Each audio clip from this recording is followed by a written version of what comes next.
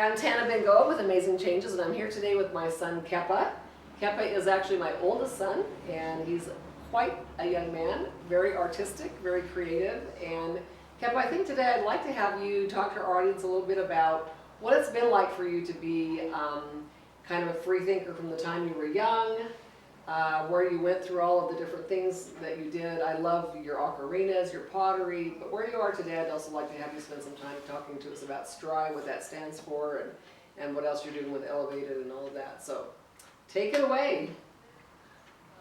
Well, I guess if that's what we're starting with, I started, I don't know, I've realized recently I've always been definitely, like, I've tried to monetize everything. And I definitely do that now, which I definitely am excited about because that's like one of the signs of an entrepreneur. Yeah. And for a while I didn't think I was much of an entrepreneurial type person. I was just kind of like forcing myself to be. But when I realized, hey, I've always tried to monetize things. Yeah. But so like when I was 12, started doing those hats, doing like nifty knitter hats. That's right. I forgot that was the actual beginning. Yeah. So I was selling those. Got Southwest pilot, Mark, who was buying the Southwest hats for $10 a piece, ordered 20 initially. So I was like, sweet, 12 years old, $200, and then he was like, all right, if you keep making them, I'll just keep paying you $10 a piece. And of course, I don't know, I guess I got burnt out being like 12 or maybe 13 at that point, and was, I've only made 6 more after that, when I had the potential to make a lot more money. Yeah. But, and I think that's what we might have done with you too with the pottery, because you were so good at pottery, we put you right into the market, and then everybody loved it. So then every week we had to push you to make more pottery, and you got probably burnt out on that too. It was too. definitely like production every week, and I was making all sorts of stuff, and by the Friday night we'd be up until like 4 in the morning, we'd be getting everything loaded and everything into the kiln and glazed and everything, and then run it, and then before it's even it's still on the cool down the next morning, taking everything out with rags, and they'd craze a little bit and crack, and but we got everything ready, took it down to the farmer's market, and that was a lot of fun. That's when I hired my first employee. Taylor. Had my friend doing sales for me because I was too afraid to talk to anybody because I've always been kind of to myself, so I just told him, I'll pay you 10% to be my sales guy, and I'll just sit here and have a good time. Yep, I always remember. Then Taylor went away that one summer, and then you were forced to have to be the one that talked. But I think doing that pottery every summer really helped you to start coming out of your shell, didn't it? Mm-hmm. So it was probably one thing to help, but it was still pretty pathetic. Yeah. So now it just blows my mind that you're such an amazing entrepreneur. You talk to everybody. What do you think really did make that change? Was that when you worked at Staples? Was it when you Staples did was probably part of it. Secret? Probably was Secret was a big part of it for sure. And some of the audience might not know what that is. What was that all about? So Secret's a network marketing company, MLM, they make products with minerals from the Dead Sea. Super awesome company. Probably one of my favorite network marketing companies out there. And I know a lot of great people from there. Actually, one of the leadership, I'm friends with some of the leadership still on Facebook. One of them is selling his home in Scottsdale right now. When we were down there, I was even talking about that. I was like, dude, John Malot's house is around here. It's pretty cool. He's selling it right now for $1.85 million. Wow. So, So how old were you? I can't remember when you got into Secret. Were you about 18, 19? Let me see. 2014. It was September 2014. So I was definitely 19 at that point. Okay. Because I turned 18. And I was a little freaked out when my 19-year-old son came home and said, "Oh yeah, I just dropped $1,400 on all this skincare," and I went, "You did what?" But it was his money. I thought, well, you could have bought a car with that, Yeah. But it definitely was quite a turning point for you in your personal development, wasn't it? Mm-hmm. Really got you outside your comfort zone, got you talking to people. Profit because, I made back all my money and, probably made $2,000 to $3,000 total with it. So definitely not a lot. But what I would never take it back because that's essentially a free training right there. Made back my Yes. money, so I essentially didn't really put any money in. I mean, of course, just the money I spent on plane tickets and things like that with all the traveling we did. That was a lot of fun, though. You know. Yeah, But, definitely good memories. So like, it was just free training essentially. You know, I learned a lot. That's what got me into personal development. Got me started reading books and all that. And you're always reading and listening to different kinds of videos, YouTube videos. Who are some of your favorite people, entrepreneurs that you like to follow? Well, I don't follow them closely, but I joined Secret Entourage Academy this last Black Friday because they have an awesome deal on Black Friday. I recommend signing up for it anyways. I think it's only like $300. I thought it was like $700, but I think it's only like $300 for lifetime access to the academy. I got it for $100 on Black Friday. Wow. And so they're always posting up just video interviews, like hour-long video interviews with like top entrepreneurs who are making hundreds of millions of dollars. Wow. And it's tell everything. So Andy Frisella, his videos, I actually have one pulled up right now that I need to watch, his latest one. But now, are he's people? got I some know good that stuff. I know that you like Elon Musk and Richard Branson and some of those guys. Do you watch some of their things as well, or A little bit, yeah. I actually read or like listened to on Audible a couple books about actually both of them. There's one, The Virgin Way, which I believe is actually by Richard Branson, and then there was like a biography about Elon Musk. I forget who it's by. Ashley something, I believe. Listen to both of those. They're both really good. So tell us a little bit about what you're doing these days with Stry. I'd like you to tell people what Stry is, what it stands for, how you got that started, and then how that's progressed into Elevated Apparel. So we actually had just kind of transitioned into Stry at the time that I joined Secret, and we were planning to use Secret to fund it, which it really ended up just, I was focusing fully on that, neglected Stry. Then, left that. I was doing a bunch of other things, started a design firm, did all these other things, kind of decided again, okay, I'm getting too distracted from clothing. So then I was focusing on Stry, but of course, it takes a while for a brand to catch on. So I figured, I actually worked with Chrissy Larson at Why the Health Not for a while. And then, anyways, somewhere along the lines, I just decided there's not enough, I can't find the quality of screen printing that I want and people who understand what I'm looking for. Just, fashion grade, everything, something that I'm proud to sell. So I figured if I can print and embroider and everything to my standards, I can offer that as a service and work with other people like me, other artists and, musicians and startups and people who are really people who have a vision and they aren't just like looking for some promotional tees. Promotional tees too. Sure. They're just going to be better quality than most of the other people. But my thing is just working with people who have that vision of creating something that is really worth creating, not just... So your clothing brand is called Stry, which stands for what? Striving to re-inspire you. Yeah, okay. Kind of skipped over that. And what's the katakana that's on the bottom there? What is Rising that? Odds. That actually came from...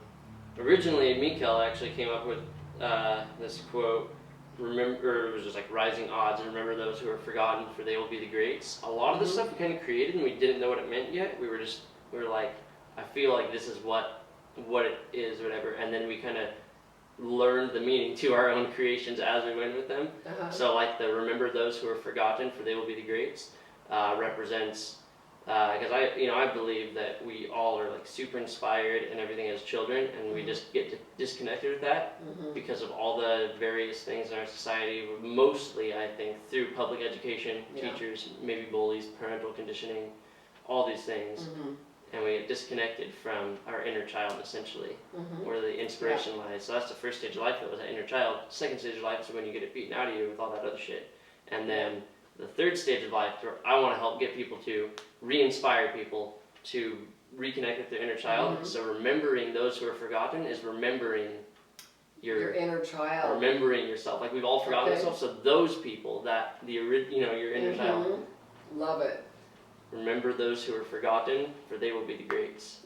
Well, I always took that to mean kind of because you were such a shy child. Yeah, it also represents the underdogs. The underdog. That's actually what it originally came from.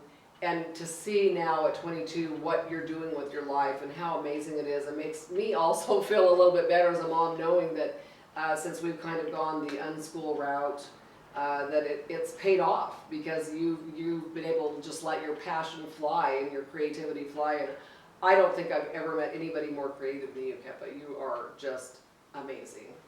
And so from Stry, then you started with the screen printing. Then, so that is. Well, quick side note. Okay. Just Okay. because what you said about the underdogs thing. Okay. That actually is extremely relevant because right now Stry donates to the Idaho Suicide Prevention Hotline, but I eventually want to start my own foundation, and I've been kind of thrown around like, I'll figure out what I want to do with it eventually.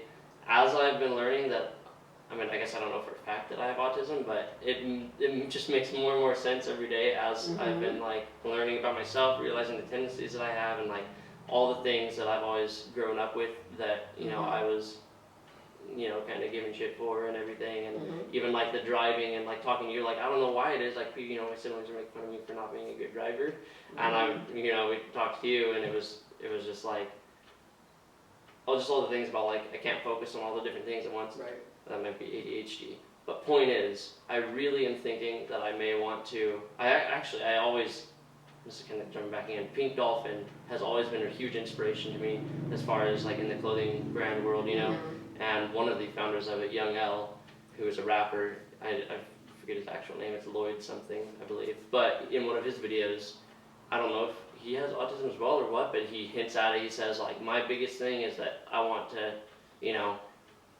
essentially don't let a mental disability hold you back or something like that. So I assume that maybe that's what it is. Maybe just ADHD. I don't know. But I'm kind of in that same boat, and so as I'm pursuing my success and hopefully, inspiring people behind me to, as I'm up here, bringing people up, and I just I'm thinking that for my foundation at Stry, eventually that's really what I'd like to do is, whether it's like autism, ADHD, which apparently ADHD is now or is going to be considered on the spectrum of autism. Oh, really? I hadn't heard that. I've heard about that. I'm not sure, but yeah, just like because we think of those things as disabilities, and it's like, well, hey, if I can do it, like I just want to show. Well, remember that part in the Wayseer Manifesto where it says, that and that's what I think all about. of these disorders, our society's way of pointing the finger at you, and really what society calls our disabilities actually are perhaps our greatest gifts. And rather than, because I've never medicated you guys, and I think that since we're kind of the natural kind of people, that yes, you've struggled with it, you have struggled through it. So like I may be awkward and struggle with social interactions and like keeping myself and feel like a total homebody and everything, but like I have vision, I know what I want to do, and I don't know, I just have that creative vision and the drive for it, even though I would rather just stay home and everything. Like when I need to, I go out and force myself to talk to people, and like maybe awkward, I may like just spew it out and it's like, shit, that came out wrong, but you know what I mean, as long as you just anyways. So we tell have us the weaknesses, but we also have our strengths. Yes, we do. And so tell us a little bit about what your current venture is besides Stry, where when you couldn't find the quality that you wanted in screen printing, then you began Elevated Apparel. Yeah, so we started Elevated Apparel. I just we got, took a $10,000 loan out with you as a co-signer, of course, thank you, and dropped.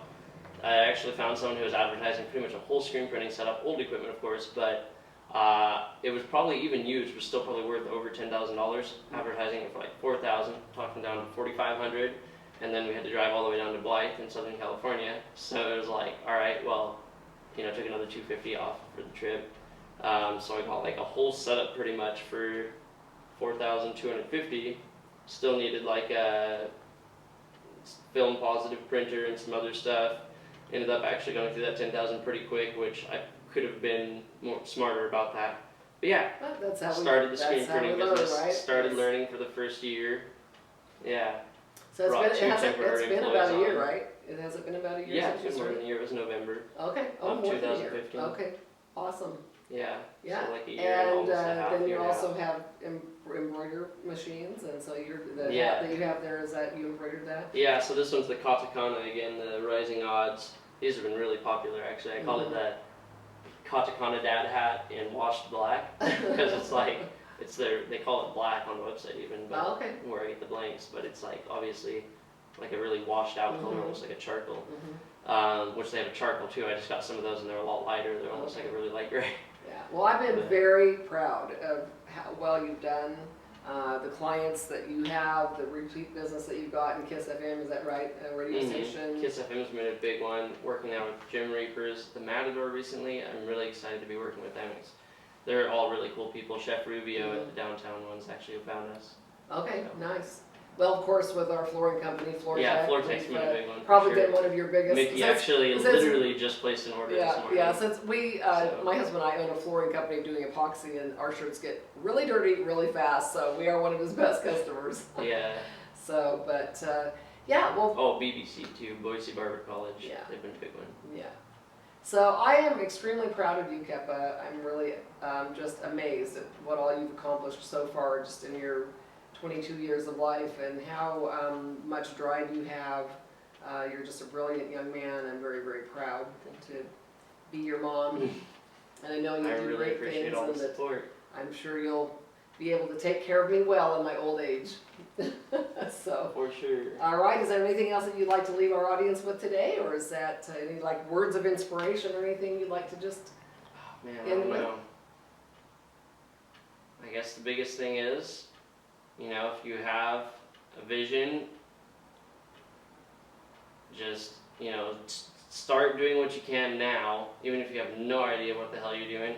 Start doing what you can now, just learning, and it'll all come together. Your vision will become clear. It took me a year to start to become clear on my vision of just doing it, and then it just kind of started to come together. Yep, you just have to step out, make the step, start moving forward, right? And it just kind of sorts its way out as you move along and you keep going. You just kind of refines and hones in and hones in and hones in as you go. So, all right, thank you so much, and thank you today for watching.